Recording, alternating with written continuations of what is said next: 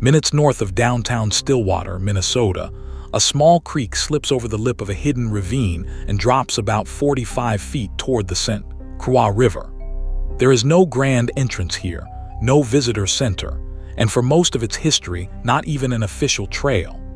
Locals have passed this place along like a secret, from steamboat picnic parties more than a century ago down to the hikers of today. In January, the falls freeze into a column of white and blue ice, and the whole ravine goes quiet.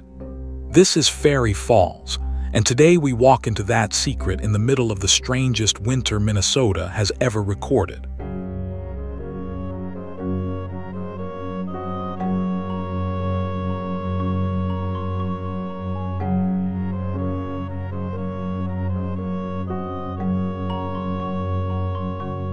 We are in Stillwater Township, in Washington County, Minnesota, on the west bank of the St. Croix River.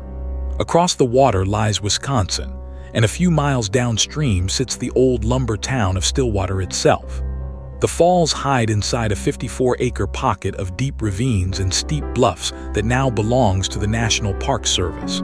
A little stream called Silver Creek gathers in a marsh up on the plateau, then cuts down through the bluff on its way to the river. That final descent is where the water takes its leap.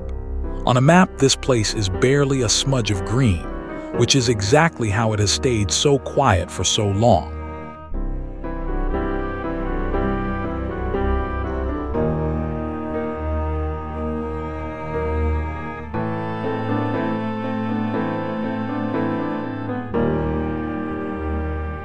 The walk-in begins gently, on a path that rolls through bare winter hardwoods toward the sound of moving water. A thin dusting of snow lies over the fallen oak leaves of last autumn, just enough to whiten the ground without burying it. It is the 6th of January, a time when this trail would normally be knee-deep in drifts and creaking with cold. Instead, the air is mild, the snow is a veneer, and the forest feels caught between seasons. Keep that strange gentleness in mind, because this particular winter will earn a place in the record books before it ends. For now, we follow the ravine edge and let the valley introduce itself.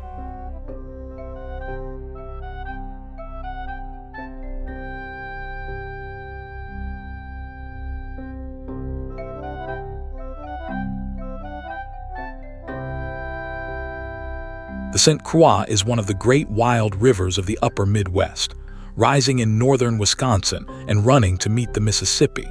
Together with its tributary, the Namekagon, the protected riverway stretches for more than 200 miles of clean water, wooded bluffs, and small river towns. Along this lower stretch, the river runs broad and calm between high banks of forest. Side streams like Silver Creek tumble down to join it, each one carving its own shadowed ravine into the bluff line. Those ravines are the valley's secret rooms, cool in summer, sheltered in winter. Fairy Falls sits in one of the finest of them.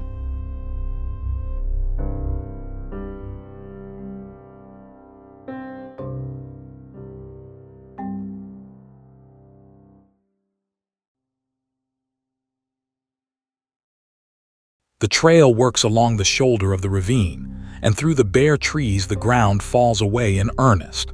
Ledges of pale, crumbling sandstone begin to show through the snow, stacked like old masonry under the hillside.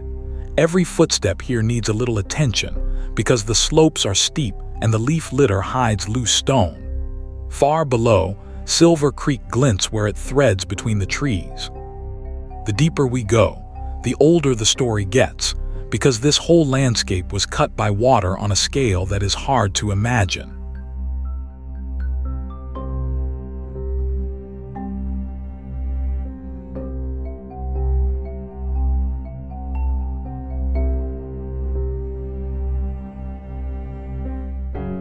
Around 10,000 years ago, as the last ice age ended, meltwater from the glaciers pooled into enormous lakes along the edge of the retreating ice. One of them, Glacial Lake Duluth, filled the basin of what is now Lake Superior and drained south through this country. The outflow was catastrophic, with floods that geologists estimate ran perhaps 100 times the volume of the modern river. That torrent tore the St. Croix Valley open, gouging gorges and exposing ancient volcanic rock upstream and deep beds of sandstone here in the lower valley. When the ice was gone and the floods faded, the river shrank to a fraction of its old power. It left behind a valley far too big for it, with Bluff standing high above the water.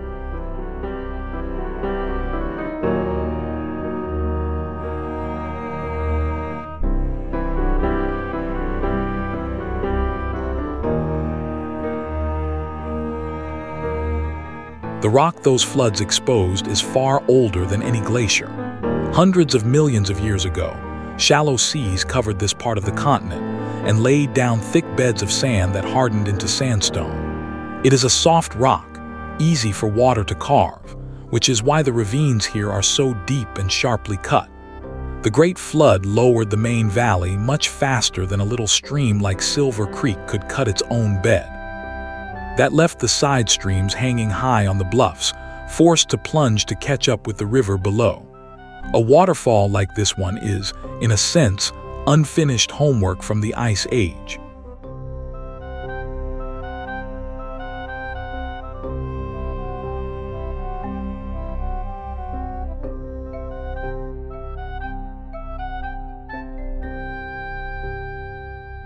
Now the path tips downward and we descend into the ravine itself.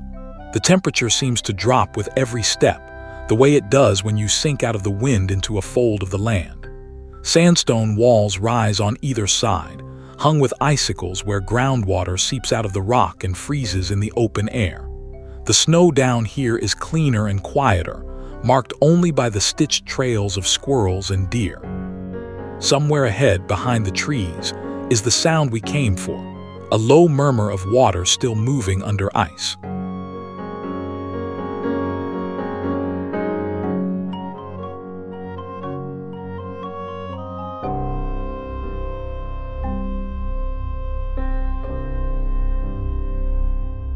Silver Creek is a modest stream with a short but eventful life. It rises from wetlands on the plateau west of the river and wanders through a marsh inside the protected area, resting among cattails and willows. The National Park Service describes this parcel simply: deep ravines and steep bluffs surrounding Silver Creek as it passes through a marsh on its way to the St. Croix. In its last quarter mile, the creek finds the edge of the bluff and commits completely.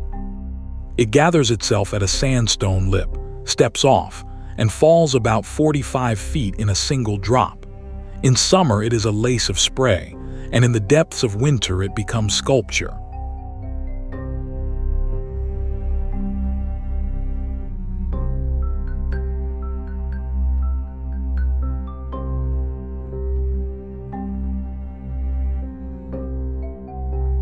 We follow the creek bed upstream along the floor of the ravine, boots finding the dry stones between patches of ice. The walls close in and the ravine narrows to a kind of natural room, roofed by bare branches. Then, through the trees, the back wall appears, and hanging down its face is the frozen falls. Even in this mild winter, it has built itself into a broad cascade of ice, milk white at the edges and glassy blue in its depths. The last few steps to the base feel like walking into an amphitheater built for one performer.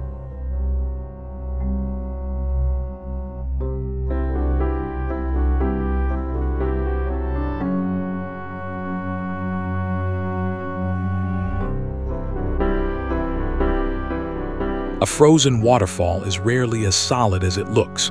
As cold deepens, spray and splash freeze first, building rims of ice along the edges of the falling water. Those rims grow inward, layer by layer, until curtains of ice enclose the falls like a shell. Behind that shell, water often keeps right on moving, and if you stand close you can hear it, a muffled pulse inside the ice. Seeps in the sandstone walls add their own decoration, growing pillars and organ pipes of ice wherever groundwater emerges. The whole formation is rebuilt from scratch every winter, and no 2 years produce the same sculpture.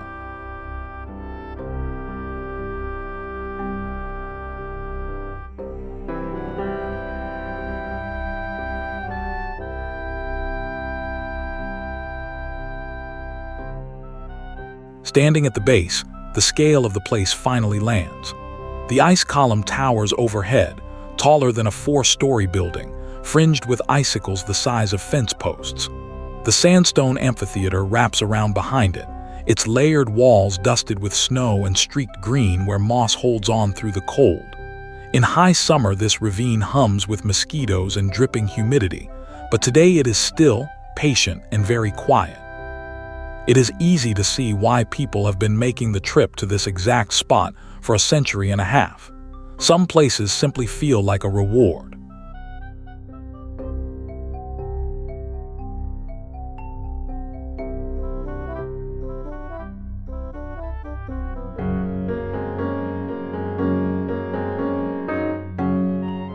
The thin snow around us is its own story, because the winter of 2023 to 2024 became the warmest ever recorded in the Twin Cities.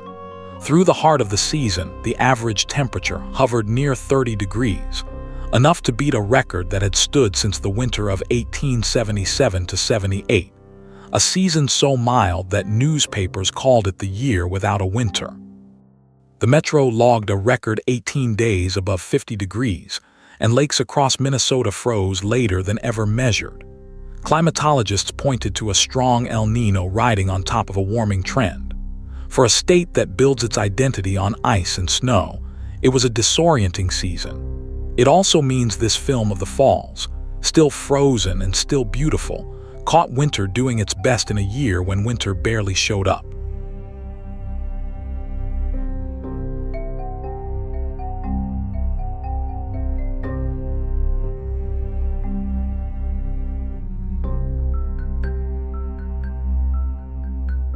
Moving along the base of the walls, the sandstone shows its age in cross-section. The layers stack like pages, each one a season of some vanished sea floor, soft enough to crumble under a fingertip.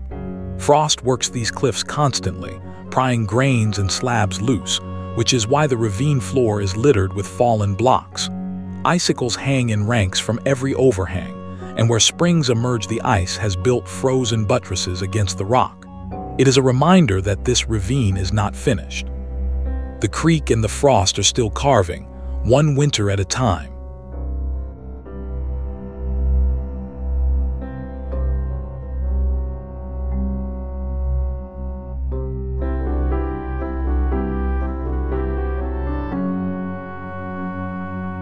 People knew this valley long before anyone wrote its name down. The St. Croix country is part of the homeland of the Dakota, and Ojibwe people also lived and traveled this river, which served as a highway between the two nations. Local histories say the sound of the falling water gathered stories early, including a legend of forbidden love remembered at these falls, and that later settlers gave the place its English name, Fairy Falls. The older stories belong to the people who told them, and they deserve a respectful nod as we pass. What is certain is that this little ravine was never truly unknown. It has been a destination for as long as people have lived beside this river.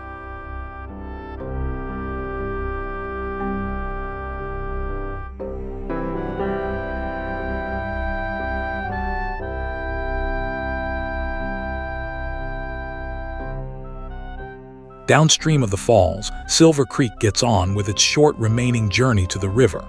The ravine widens, the walls step back, and the creek braids between gravel bars and fallen timber under shelves of ice. Deer tracks follow the water, taking advantage of the easiest road through the bluffs. In a few hundred yards, the trees open and the white plain of the frozen St. Croix shows through the branches.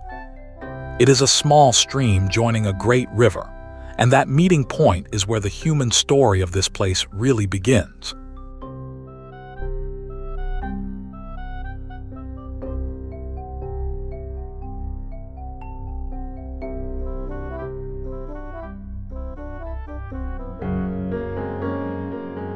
In the second half of the 1800s, the St. Croix was a working highway, and steamboats were its trucks and buses.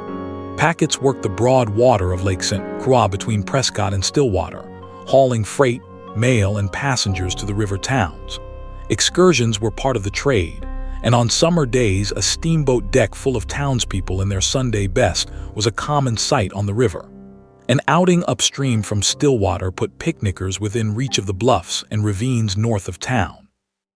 A hidden waterfall, a short scramble from the riverbank, made an irresistible destination. That is how a secret becomes a beloved tradition.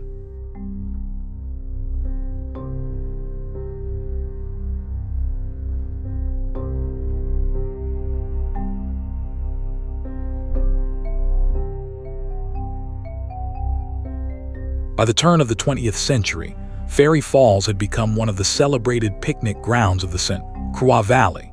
Souvenir postcards from around 1906 show the falls pouring over its sandstone lip, proof that photographers thought the place would sell.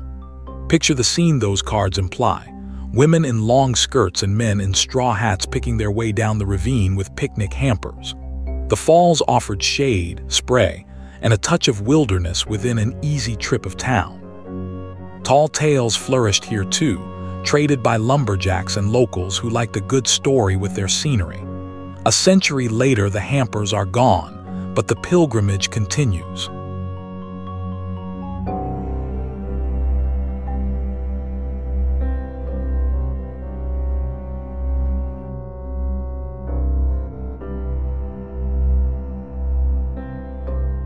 To see the top of the falls, we climb the steep side of the ravine, on a rough path polished by generations of the same idea. It is a scramble in places, hands on roots and sandstone, boots testing each snowy step. Height comes quickly, and soon we are level with the crest of the ice column, looking down on the amphitheater we just stood in. From up here, the creek looks impossibly small to have built all this. It is a good place to catch your breath and think about the town just downstream, because its story shaped everything around us.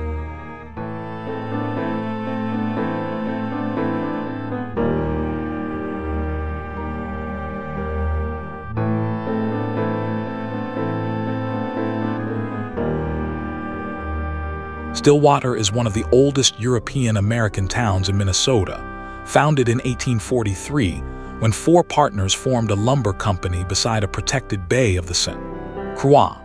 5 years later, in August of 1848, community leaders gathered at a convention in Stillwater, at the corner of Myrtle and Main Streets. That meeting began the push that created the Minnesota Territory the following year, which is why Stillwater still calls itself the birthplace of Minnesota. It is a bold title for a town of about 19,000 people, but in the 1840s, this riverbank was the center of gravity for the whole region. The reason was floating past the town every day in the form of white pine logs.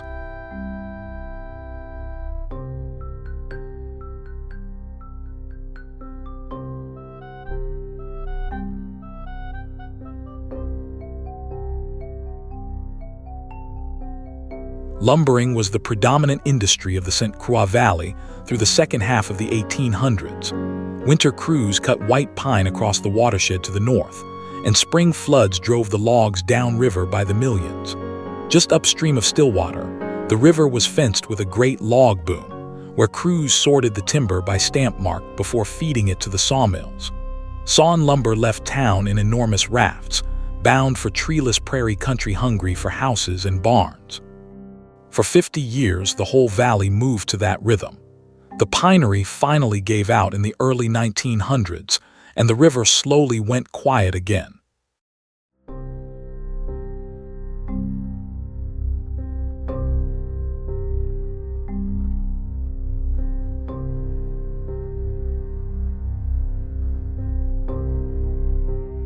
Up on the rim, the trail runs through open hardwoods along the very edge of the drop. Through the trees to the east, the Croix shows as a wide white corridor between the bluffs, with the Wisconsin shore rising dark beyond it. It is a view that has changed remarkably little since the picnic days, minus the steamboat smoke. The oaks up here are thick-trunked and slow-grown, survivors of the Axe Age.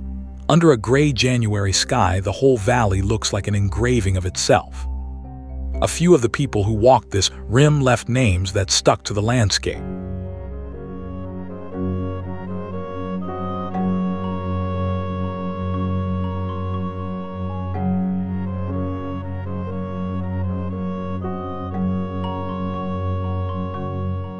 One of them was William Thurston Boutwell, a New England missionary who came west in the 1830s to serve at Leech Lake and Pokegama.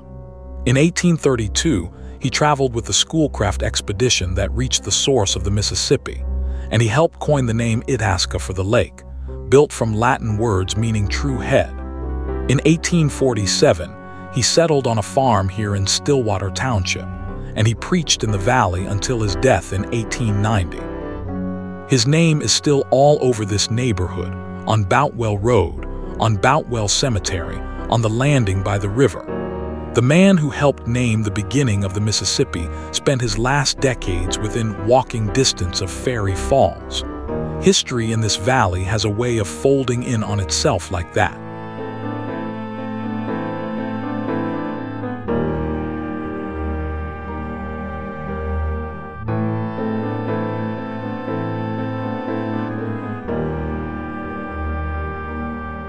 The trail settles into an easy rhythm through the winter forest, and the details come forward.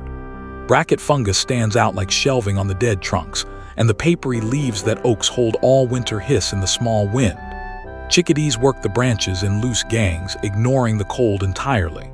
The thin snow records everything, my stitching between stems, a fox trotting in a dead straight line, the splayed hearts of deer tracks. It is a quiet mile, and it earns the next chapter of the river story. Because the river below us is not quite what it appears to be.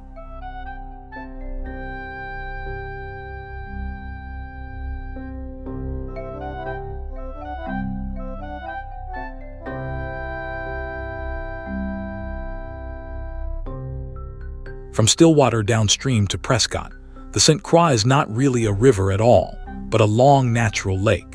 Geologists explain it this way: the Mississippi carries far more sediment than the clear St. Croix, and where the two rivers meet, the big river dropped its load and built a partial dam of sand across its tributary.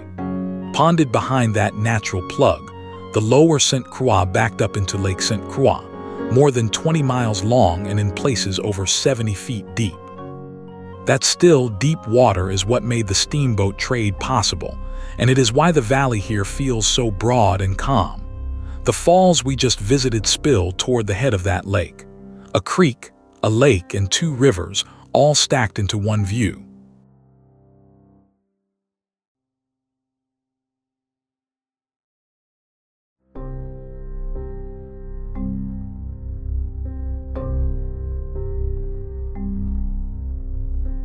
The modern chapter of this valley is a conservation story. In 1968, Congress passed the Wild and Scenic Rivers Act, and the St. Croix was among the first 8 rivers in the nation protected under it. The lower river, including this stretch past Stillwater, was added in 1972, with Minnesota and Wisconsin sharing the work with the National Park Service. Together, the designations created the St. Croix National Scenic Riverway, a park shaped like a ribbon, more than 200 miles long. That protection is the quiet reason this valley still looks the way it does, wooded bluffs instead of wall-to-wall development. Fairy Falls sits inside that ribbon, which is how a picnic legend ended up in the national park system.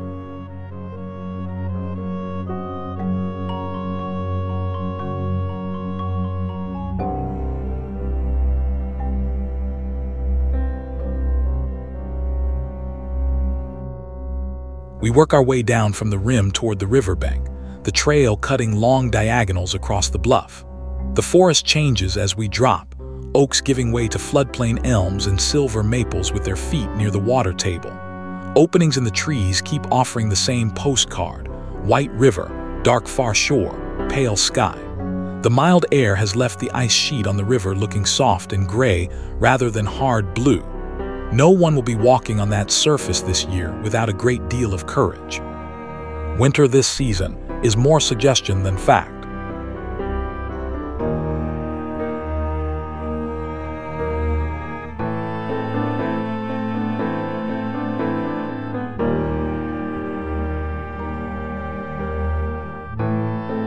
Even in the cold months, the riverway is far from empty. Bald eagles winter along the St. Croix wherever currents keep leads of water open, hunched in the big shoreline trees between fishing trips. White-tailed deer yard up in the sheltered ravines, and otters keep holes worked through the shore ice. Woodpeckers, chickadees, and nuthatches run the winter woods in mixed flocks, and pileated woodpeckers hammer the dead pines like carpenters. A mild winter like this one loosens everything: more open water, easier hunting, less desperate cold. The valley in January is not asleep, it is just speaking more softly.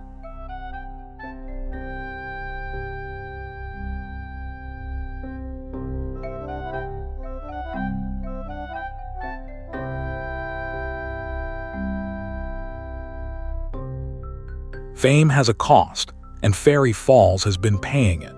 The National Park Service has managed this parcel since 1980, and for years its biggest problem was love, a web of unofficial trails braided down the steep slopes by thousands of eager feet. Those social trails stripped the vegetation and sent the thin soil sliding into the ravine, and the steep scrambles sent more than a few visitors sliding after it. So the park undertook a careful plan, gathering public comment and completing an environmental assessment in 2024. The answer is a single designated loop trail, built to let people reach the falls safely while the scarred slopes recover. It is the newest chapter in a very old relationship between this ravine and its admirers.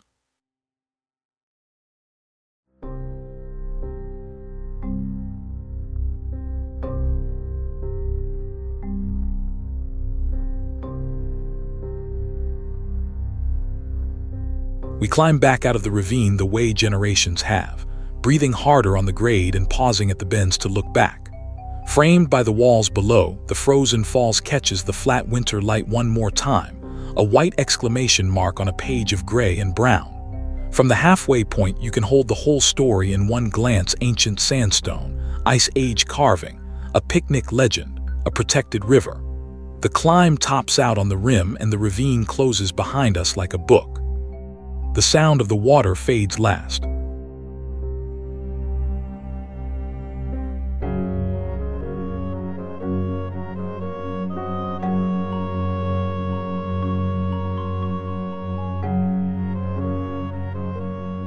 It is worth imagining this place in its other costumes. In April, the snowmelt sends Silver Creek roaring over the lip, the loudest the little stream will be all year. By August, the falls thins to a bright veil, and the ravine turns green and close and humming. October sets the hardwood rim on fire with oak crimson and maple gold above the pale cliffs. Then winter distills it all back down to stone, ice, and quiet. 4 seasons, one small ravine, and no 2 visits alike. That is the real reason places like this keep their hold on people.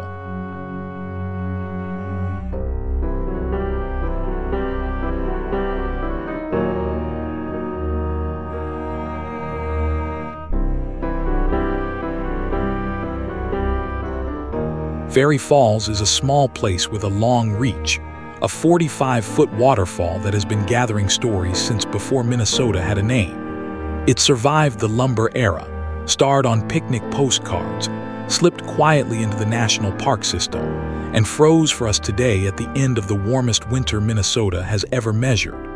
All of it sits in a fold of land you could walk past without noticing, a few minutes from the birthplace of a state. That is the lesson of the St. Croix country. The best rooms in the valley are the hidden ones. May your own map always have a few smudges of green worth investigating. Thank you for watching. Follow for more of the trails of the world.